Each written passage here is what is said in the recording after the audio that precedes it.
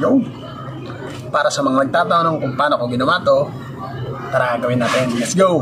Nakapag-prepare na nga pala ako ng video dyan mga lods. Gumawa lang ako ng isang video na may tao at ng walang tao. Dapat gagawa rin kayo ng video na walang tao dyan dahil gagamitin natin yung bang background. Lalo na sa mga ganyan effect.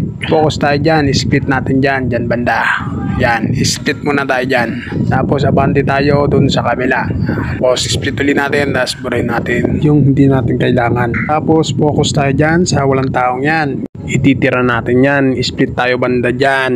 Tapos abante tayo, punta tayo dun sa may tao, yung kailangan natin dyan. Yan, yung mga taong yan, yan yung pagtalon. Focus tayo dyan, yung pagtalon na yan. Then split natin.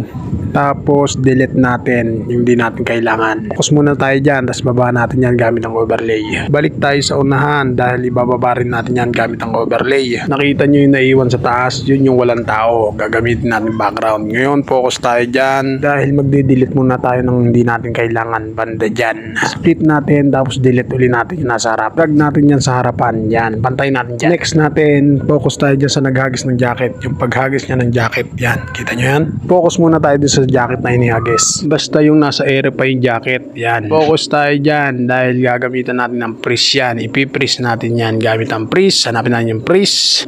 Pagka-freeze natin, punta naman tayo sa remove background. Custom remove, tapos piliin natin yung brush. I-brush natin yung jacket na yun. Yan. Papulayin natin yan. Yan. Kapag goods na, baba muna natin yan. Yung natirang jacket na yan. Mamaya gagamitin natin yan. Baba muna natin. Then, focus tayo dun sa natira. Drag natin, dikit natin dun sa harap.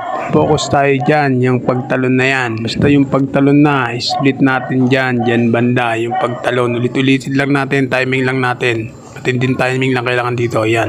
Timing natin dyan, tapos split lang natin. Then, delete natin yung natira. Focus pa rin tayo dyan sa natirang yan. Dahil yan naman ang i-remove background natin. Punta tayo sa remove background, tapos punta tayo sa auto remove. Piliin lang natin yung auto remove para yung tao naman ang matitira. Hindi pa tayo tapos dyan dahil ipiprease natin yan. Punta naman na tayo sa dulo.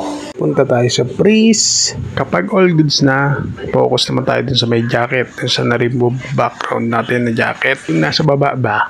Then, gamit ulit tayo ng diamond dyan na magic. Then, abante konti. Tapos, pag nagputi na, galawin na natin yung jacket pataas. Yan. Tapos, abante konti para may medyo konting galaw-galaw. Galaw-galawin lang natin. Yan, paulit-ulit lang. Hanggang sa makarating na tayo dun sa dulo. Then, pagkatapos, balik tayo dun sa pinrest natin. Yung pangalawang linya. Yan. Tao naman ang patataasin natin. Tapos gamit tayo ng diamond ulit dyan. Tapos abante konti. Tapos itaas na natin yung mukhang taong yan. Itapat natin dun sa may jacket na nasa taas. Check natin kung ano yung magiging resulta. Ganyan ang magiging resulta nyan. And split lang natin dyan. Tapos burahin natin yung sobra. Ganon din gagawin natin dyan sa baba. Ayan yung may jacket. Tapos kukuhanin natin yung isang video. Yung may tao yung naka-jacket na siya. Ayan. Didikit natin dyan banda. Wag muna idikit. Focus muna tayo dyan sa dulong yan. Dahil ipipress natin yan. Hanapin ulit natin yung press. And idikit natin sa kabila yung pinress natin. Yung pinress natin yan, i-remove background ulit natin yan. Focus pa rin tayo dyan dahil gagamitan natin yung magic ulit dyan.